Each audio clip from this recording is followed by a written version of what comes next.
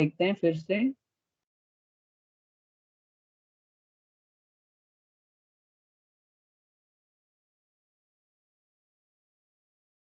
तो स्टूडेंट्स, आज का जो हमारा टॉपिक है that is types of partnership. आप देखेंगे टाइप्स ऑफ पार्टनरशिप। पिछली क्लास में हम लोगों ने पार्टनरशिप पढ़ा, उसके एडवांटेजेस पढ़े और डिसएडवांटेजेस पढ़े। ठीक है, आज हम पढ़ेंगे कि कितने तरह की पार्टनरशिप होती है।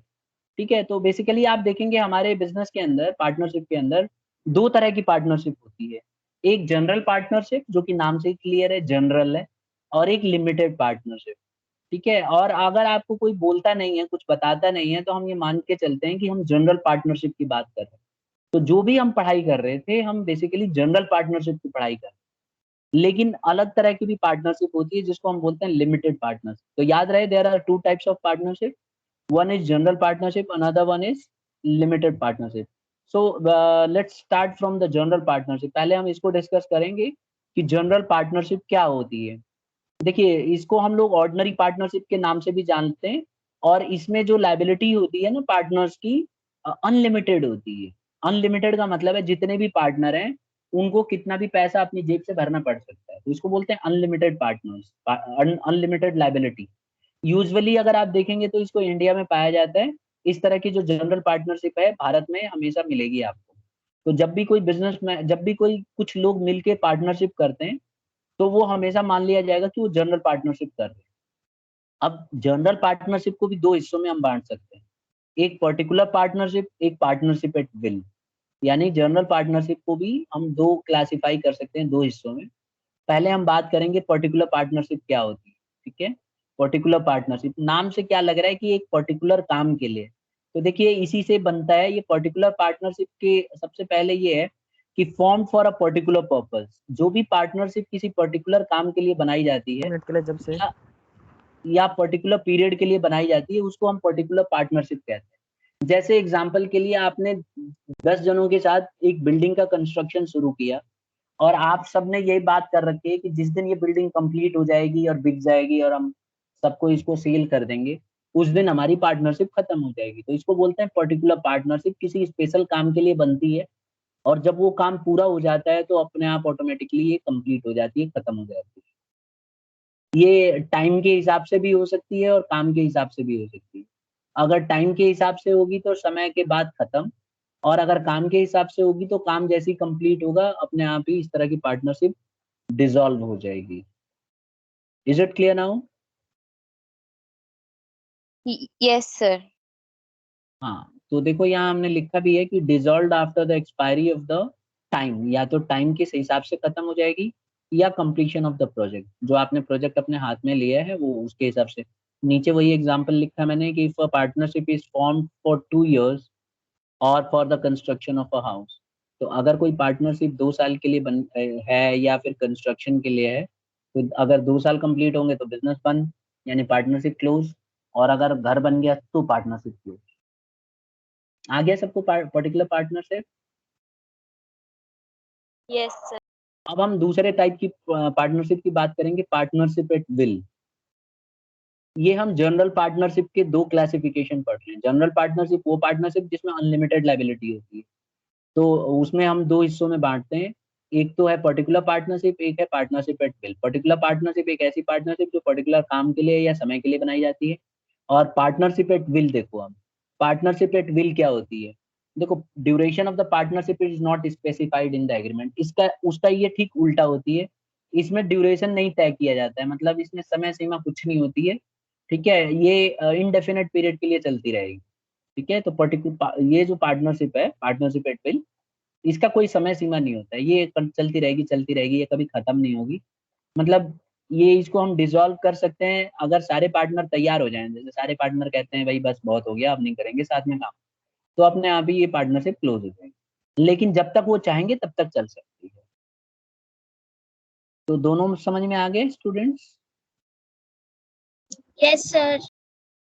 ठीक है ना? तो यही है स्टूडेंट्स, ये दो तरह की हमने पार्टनरशिप पढ़ ली। तो कौन बताएगा मुझे क्या क्या पढ़ा हमने? हमने पढ़ा कि पार्टनरशिप को दो हिस्सों में बांटा गया है। कौन से दो हिस्से हैं बेटा? Sir, partnership at will. ना ना ना ना, वो नहीं, एकदम स्टार्टिंग में क्लासिफिकेशन में। ये वाला पार्टनरशिप को दो हिस्सों में बांट सकते हैं, एक जनरल पार्टनरशिप, एक लिमिटेड पार्टनरशिप। समझ गए? जनरल पार्टनरशिप के अंदर दो तरह की पार्टनरशिप आती है, कौन कौन सी? Sir partnership at will and particular partnership. बहुत बढ़िया। अब पार्टनरशिप एट विल आती है और पर्टिकुलर पार्टनरशिप आती है, तो पार्टनर्स पर्टिकुलर पार्टनरशिप क्या होती है बेटा? सर जो किसी पर्पस के लिए हो। Very good. और पार्टनरशिप एट विल? सर जो चलती जाए, जिसकी लिमिट ना हो। बहुत अच्छा। मतलब क्या ये बंद हो सकती है partnership at will? Yes sir, yes अगर सर, अगर सारे पार्टनर एग्री हो जाएं तो। ठीक है, बॉयज में से अब हैंड रेज करना, ठीक है?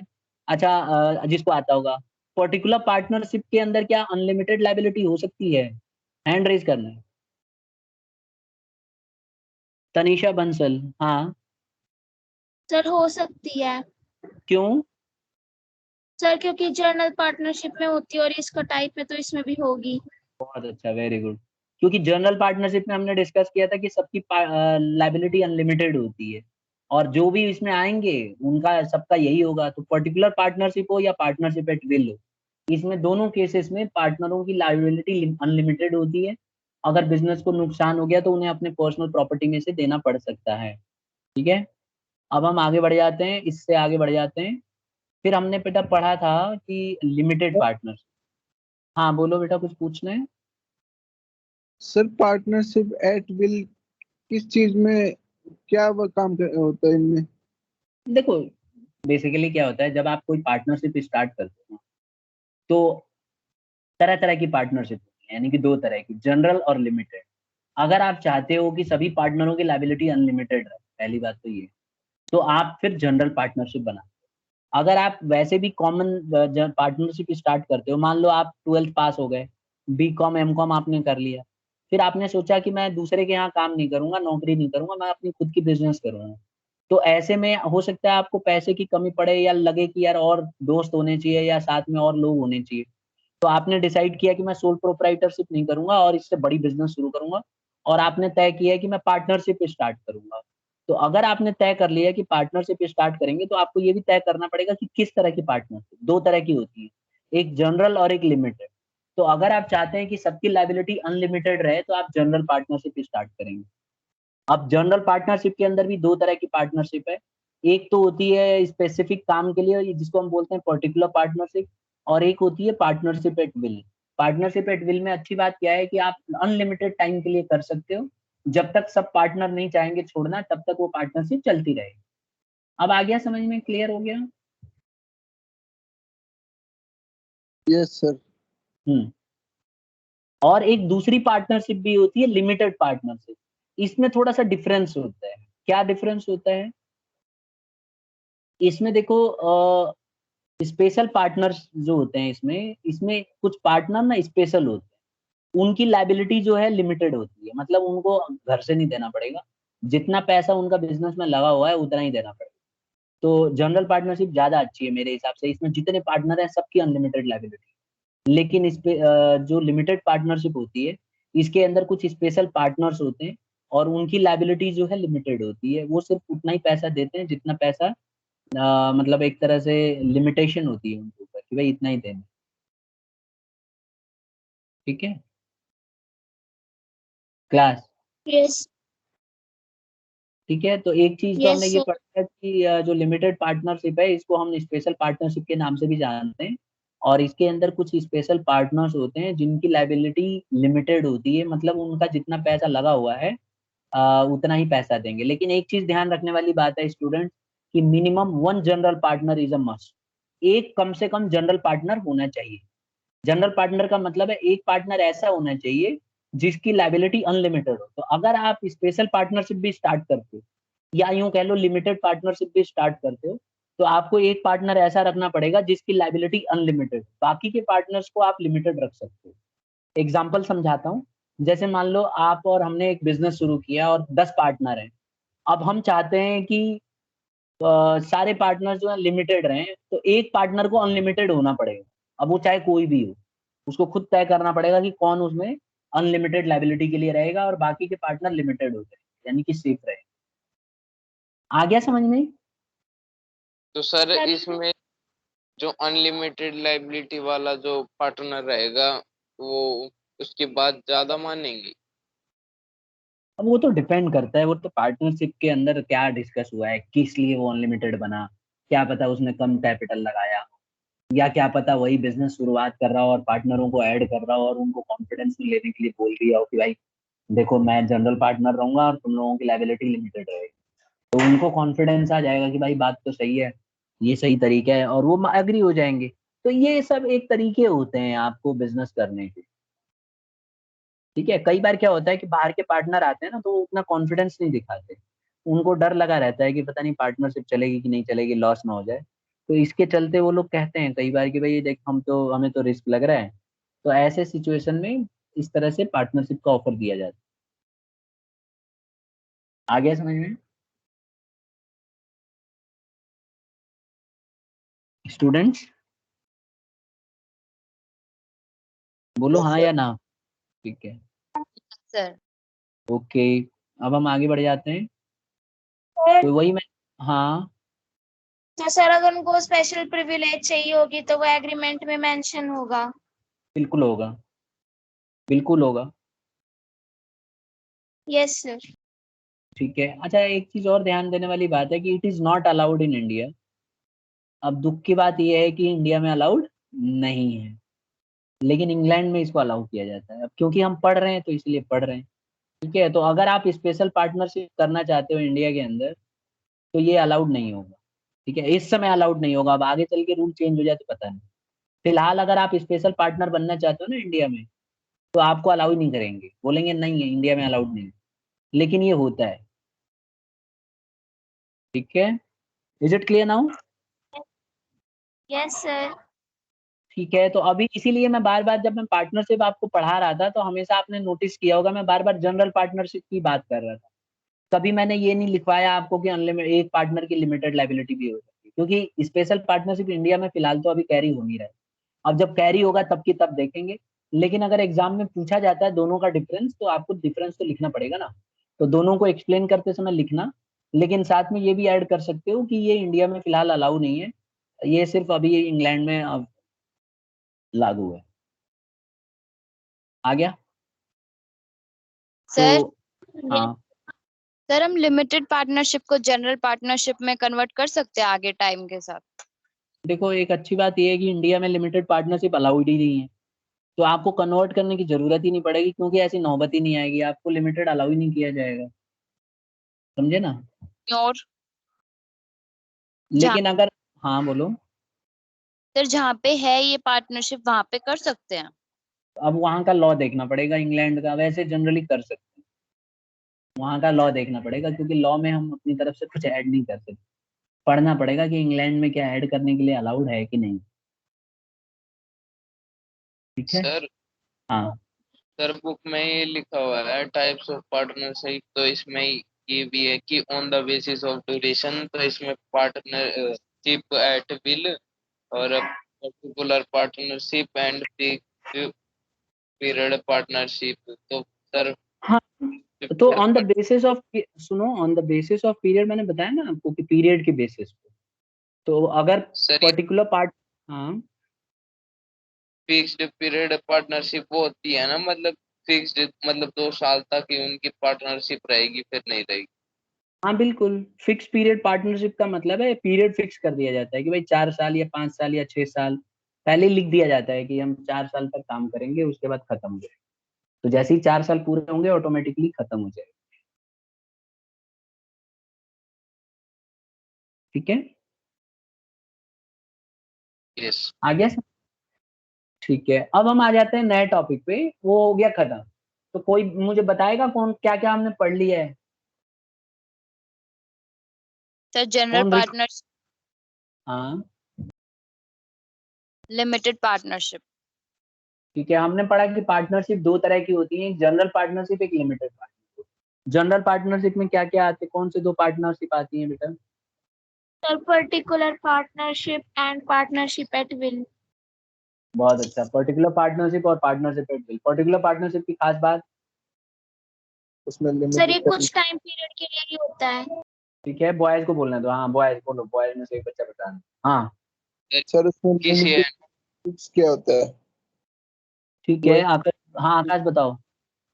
सर वो एक पर्टिकुलर टाइम पीरियड के लिए होता है।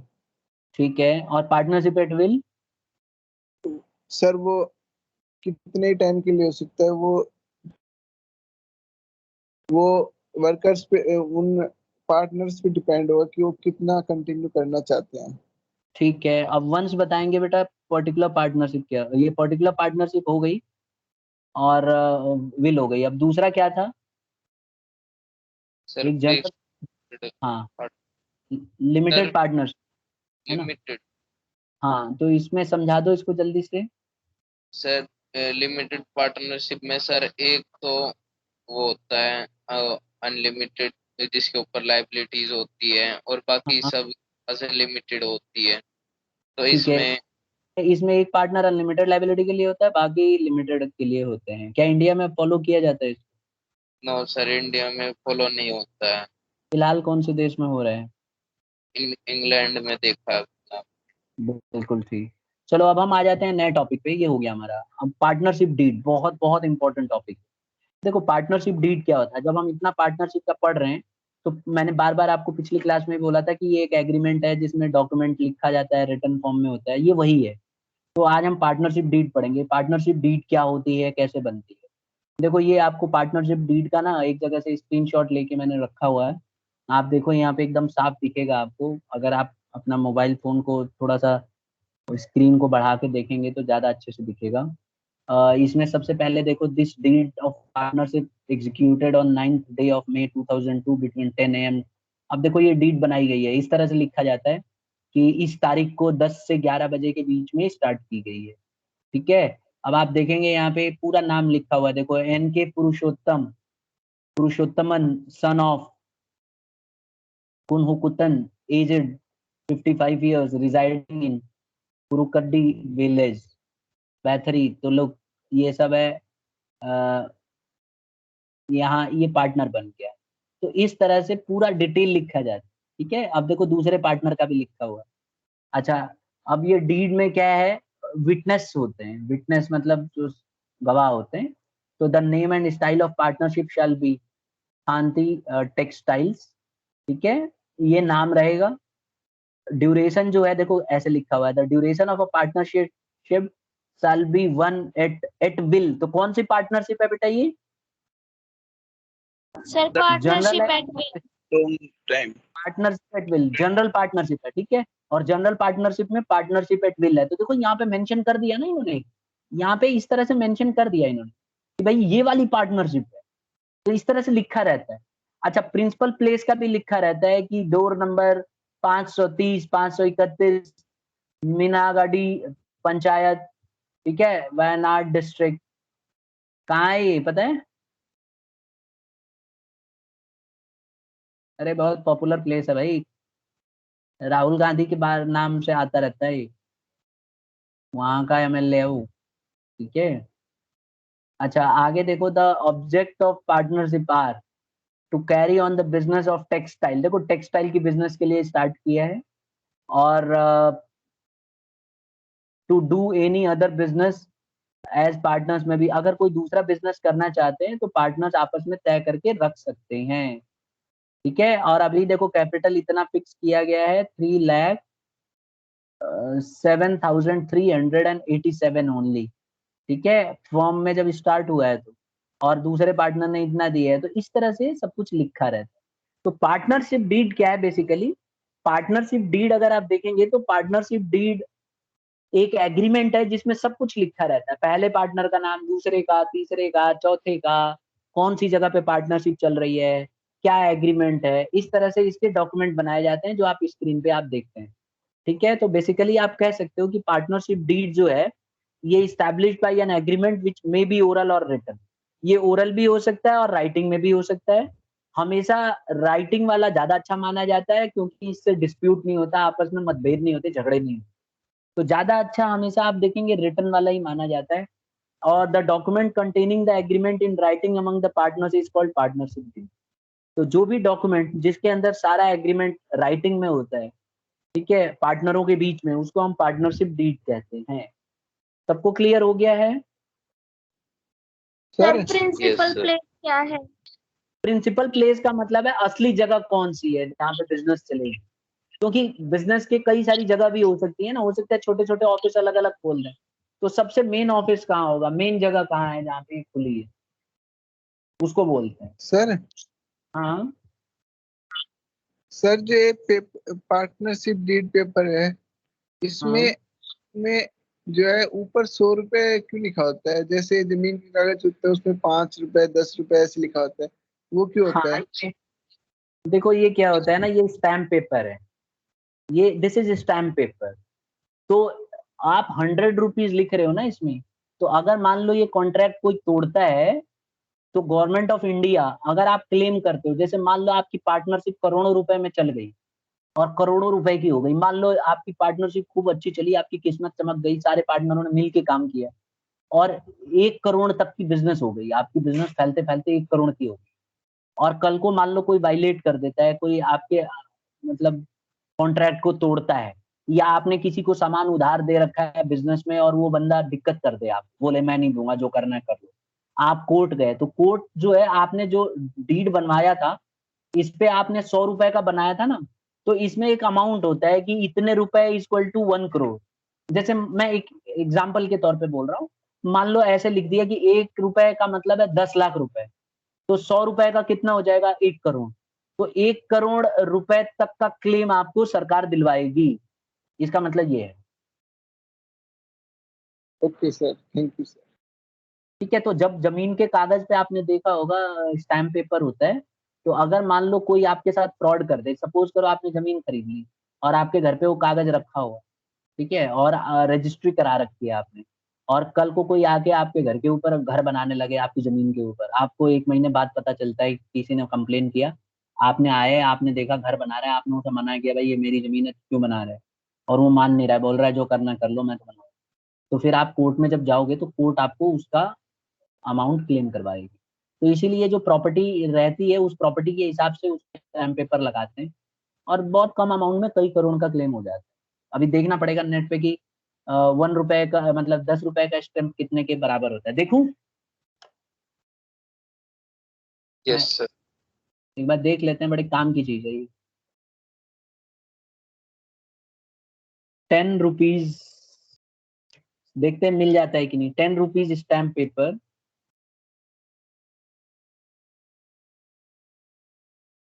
रिकवरी प्राइस लिख देते हैं, पता नहीं आएगा कि नहीं इससे।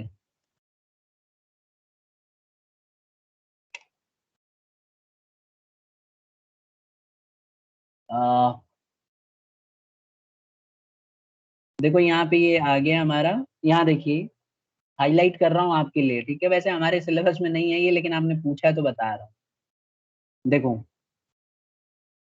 हो जाए, first of all any agreement is valid on stamp paper of ₹50, agreement on ₹10 is not valid, तो चलो 10 रुपीज को हटा देते हैं, 50 रुपीज रख लेते हैं, ये लो यहाँ रख लिया, चलो 10 रुपीज वैलिड नहीं है, तो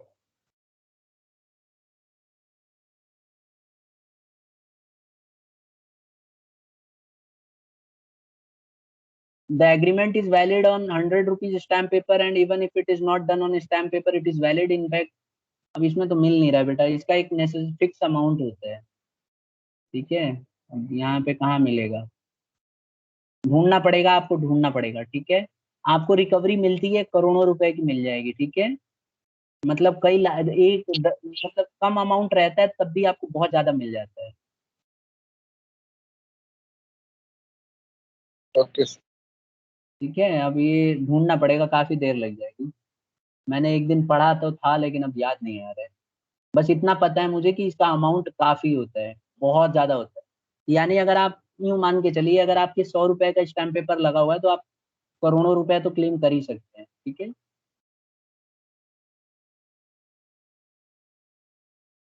ओके सर। चलिए अब देखो यहाँ पे आगे हम आ जाते हैं, ये वाला पॉइंट हमने पढ़ लिया है शायद, हाँ, अब देखो contents of partnership deed, partnership deed में क्या क्या होता है, क्या क्या चीजें होती हैं, देखिए सबसे पहले देख लो अपना ही नाम जोड़ दिया है।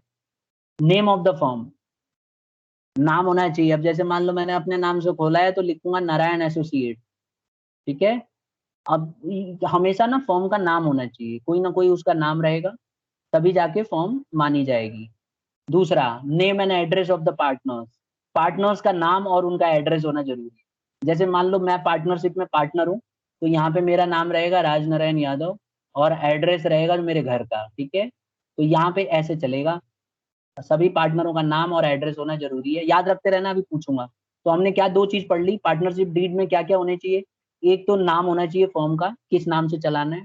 दूसरा, पार्टनरों का नाम होना चाहिए और उनका एड्रेस होना चाहिए। मान लो 10 पार्टनर है तो 10 के नाम और उनका एड्रेस होना चाहिए। फिर nature and place of business, किस तरह की बिजनेस आप कर रहे हैं वो भी होना चाहिए। कि आप जैसे याद है ना, मैंने दिखाया था आपको टेक्सटाइल की बिजनेस थी तो लिखा था टेक्सटाइल की बिजनेस। तो आपकी बिजनेस किस तरह का है, नेचर क्या है उसका और जगह क्या है, दोनों चीज का होना जरूरी है। यानी प्रिंसिपल प्लेस भी होना चाहिए और नेचर भी होना चाहिए कि किस तरह की बिजनेस कर रहे हैं। फिर नेक्स्ट है date of commencement of partnership, partnership कौन से तारीख को आप शुरू कर रहे हैं। अब जैसे मान लो आज 7 तारीख है, आज हमने शुरू किया तो आज 7 तारीख को बिजनेस स्टार्ट मानी जाएगी, ठीक है। तो 7/7/2021, तो डेट ऑफ कमेंसमेंट हो गया बिजनेस का। Next, duration of a partnership, partnership कितने समय तक चलेगी, 4 साल, 5 साल, 2 साल, वो लिखा जाएगा। अगर आप पार्टनरशिप एट विल कर रहे हो तब तो नहीं रहेगा, लेकिन अगर आप पार्टनरशिप एट विल नहीं रख रहे हो तो आपको पर्टिकुलर पार्टनरशिप है, तो अगर आप on the basis of time period किया है तो आपको समय लिखना पड़ेगा कि 5 साल के लिए है या 3 साल के लिए है या कितने साल के लिए है। फिर नेक्स्ट आता है capital contribution by the partner, किस पार्टनर ने कितना कंट्रीब्यूट किया, ये चीज लिखा रहेगा। आपको याद होगा ये सारी चीजें हमने पार्टनरशिप में पीछे मैंने डीड में दिखाया था आपको, तो ये भी मेंशन रहेगा कि कितना पैसा आपने लगाया। फिर the amount that can be withdrawn by each partner, हर एक पार्टनर कितना पैसा निकाल सकता है अपने पैसे, वो भी रहेगा। अब ये चीज स्पेसिफिक रहती है कि भाई कई बार लिख दिया जाता है कि 20,000 ही निकाल सकता है, तो 20,000 से ज्यादा निकालेगा तो मना कर देंगे। तो ये भी लिखा रहता है कि कौन पार्टनर कितना पैसा निकाल सकता है या निकाल नहीं सकता। फिर रूल्स लिखे रहेंगे कि बैंक में किस तरह के रूल होंगे, कैसे बैंकिंग के ट्रांजैक्शन किए जाएंगे, ये सब पार्टनरशिप डीड के अंदर लिखा रहेगा। यहाँ तक कि प्रॉफिट कैसे बंटेगा ये भी लिखा रहेगा कि प्रॉफिट को बांटने का तरीका क्या होगा, क्या सबको बराबर मिलेगा या 2:3:1 की रेशियो में मिलेगा, ये सब कुछ लिखित रूप में वहां पे रहेगा पार्टनरशिप डीड के अंदर, ठीक है। फिर एक और है इंटरेस्ट ऑन कैपिटल के बारे में भी लिखा रहेगा कि इंटरेस्ट ऑन कैपिटल अगर है तो कितना है, क्या रेट रहेगा उसका, 10%, 8%, 5%, ये सब चीज लिखा रहेगा। फिर अगर किसी interest on partners loan to the firm, अगर किसी पार्टनर ने फर्म को लोन दिया है तो क्या रेट पे वो चार्ज करेगा, ये भी लिखा रहेगा। जैसे कई बार क्या होता है कि पार्टनरशिप फर्म को पैसे की जरूरत पड़ जाती है, तो कई बार पार्टनरों से ही लोन ले लिया जाता है, तो पार्टनर उसमें लिखा रहेगा कि कितना लोन अगर कोई देता है पार्टनर फर्म को तो रेट ऑफ इंटरेस्ट क्या रहेगा। मान लो अगर हम उसमें नहीं लिखते हैं तो ऐसे में हमारा in the absence of a partnership deed का रूल लगेगा, जो आप 12th में अलग से पढ़ोगे। इसमें रूल होता है कि अगर मान लो पार्टनरशिप डीड के अंदर बाई चांस नहीं लिखा हुआ तो ऐसे में 6% पर एनम का रूल है कि 6% उसको इंटरेस्ट ऑन लोन मिलेगा ही मिलेगा, चाहे बिजनेस को प्रॉफिट हो या लॉस, ठीक है। फिर सैलरी, कमीशन, इन सब के बारे में भी जिक्र रहेगा पार्टनरशिप डीड के अंदर कि सैलरी कितनी मिलेगी, कमीशन कितना मिलेगा, क्या तरीका होगा देने का, ये सब कुछ वहां पे मेंशन होगा। फिर details of division of work among the partner, कौन पार्टनर को क्या काम करना है इसके बारे में भी जिक्र रहेगा कि कौन पार्टनर क्या काम करेगा, किसको हम प्रोडक्ट परचेज मैनेजर बना रहे हैं, किसी को प्रोडक्शन मैनेजर, किसी को सेल्स मैनेजर। तो ये सब कुछ रिटर्न फॉर्म में वहां पे लिखा रहेगा जिससे कि आगे चल के हौच पौच ना हो और झगड़े ना हो, ठीक है। फिर है एक एसरटेनमेंट ऑफ गुडविल, जब भी कोई एडमिशन होगा या कोई पार्टनर की रिटायरमेंट होगी या किसी पार्टनर की डेथ होगी तो ये पता चल करा जाएगा कि गुडविल कितनी है, यानी कि बिजनेस ने कितना नाम कमाया है और उस नाम के बदले पार्टनर आपस में उस पैसे को बांटेंगे। तो ये सब चीजें लिखी रहेंगी। फिर है सेटलमेंट ऑफ अकाउंट, अकाउंट को भी सेटल किया जाएगा। जैसे मान लो किसी पार्टनर की रिटायरमेंट आ जाती है तो पार्टनरों को पार्टनरशिप को शेयर किया जाएगा, मतलब सेटल किया जाएगा। सेटलमेंट का यही तरीका है कि आपस में बैठ के और आपको पार्टनरशिप को सेटल करना पड़ेगा कि किस तरह से आप उसका हिसाब किताब करेंगे अगर कोई पार्टनर रिटायर हो जाता है तो। Is it clear? सर हाँ बोलो। सर रिटायरमेंट में सर से वो पैसे भी मिलेंगे या फिर कुछ पार्ट भी मिलेगा उसका? नहीं नहीं, पैसे मिलेंगे उसको, उसके हिस्से का पैसा मिल जाएगा और उसका कैपिटल वैपिटल जो भी होगा सब मिल जाएगा उसको वापस। मतलब सर कितना अच्छा काम किया उसने और कितना पैसा लगाया था उसने वो देखो बिजनेस। इसमें क्या होता है, जैसे मान लो उसने 10 लाख लगाए थे शुरू में, अब प्रॉफिट कमाते कमाते कमाते हो सकता है उसका कैपिटल 15 लाख हो गया हो या 20 लाख हो गया। तो 10 लाख लगाए थे और प्रॉफिट होते होते आज 10 साल के बाद या 2 साल के बाद उसकी प्रॉफिट जो है कैपिटल 20 लाख हो गई। तो 20 लाख तो ये मिलेगा, और जिस साल रिटायर हो रहा है उस साल का प्रॉफिट भी मिलेगा, उस साल की सैलरी भी मिलेगी, उस साल का कमीशन भी मिलेगा। अगर उसने कोई पैसा उधार लिया है तो वो माइनस भी होगा। इस तरह से उसका हिसाब किताब करके लास्ट में उसको दे दिया जाए। आ गया? यस। फिर नेक्स्ट आता है provision relating to the maintenance and audit of account. आपको ये भी तय करना पड़ेगा कि ऑडिटिंग कैसे होगी, मतलब पार्टनरशिप फर्म के अंदर अगर चेकिंग करानी है तो इसकी चेकिंग का क्या हिसाब किताब है, कैसे ऑडिटिंग कराएंगे आप, ये सब कुछ वहाँ पे मेंशन रहेगा बेटा। तो ये सारी चीजें जो है मेंशन रहे। Am I clear now? Yes sir. Arbitration event of dispute, मान लो आपस में पार्टनरों का झगड़ा हो जाए तो उसको कैसे सुलझाया जाएगा, कैसे कोर्ट में जाएंगे, क्या तरीका होगा, कितने से रुपए तक का होगा तो जाएंगे नहीं जाएंगे, क्या करेंगे, सब कुछ वहां पे मेंशन होता है। ठीक है, तो आपको कैसे कोर्ट में जाना है, कितने दिन वेट करना है, क्या है, सब कुछ वहां पे लिखा रहेगा। एक और है provision regarding borrowing of the form. अगर मान लो फॉर्म उधार लेती है तो क्या रूल रहेगा, कितना उधार ले सकती है, क्या कितना लिमिट रखेंगे, मतलब ये सब कुछ तय किया जाएगा पहले से ही। ठीक है, और सबसे एक और है rights and duties of and liabilities of the partner. Liabilities duties क्या होंगी, किसका क्या राइट होगा, कौन सा पार्टनर की क्या ड्यूटी होगी, कैसे लाइबिलिटी तय की जाएगी, ये सब कुछ वहां पे कंटेंट्स में लिखा रहेगा। तो ये पार्टनरशिप डीड के कंटेंट्स थे जो हम लोगों ने पढ़ा अभी। यहाँ तक सबको क्लियर है? Yes sir. सर प्रिंसिपल हाँ। प्लेस भी मेंशन होगा पार्टनरशिप डीड में। क्या? सर प्रिंसिपल प्लेस भी मेंशन होना चाहिए पार्टनरशिप बिल्कुल डीड मेंशन में। होना चाहिए, मैंने लिखा था ना वहाँ पे एड्रेस होगा, नाम होगा और एड्रेस होगा सेकंड वाले स्लाइड में। यहाँ पे देखो दिखाया था मैंने, ये रहा देखो सर सेकंड। वो पार्टनर का था ना। हाँ हाँ, पर्टिकुलर प्लेस का भी रहेगा, प्रिंसिपल प्लेस का भी रहेगा, इसी के ऊपर लिखा जाता है। Yes sir. ठीक है, तो यस।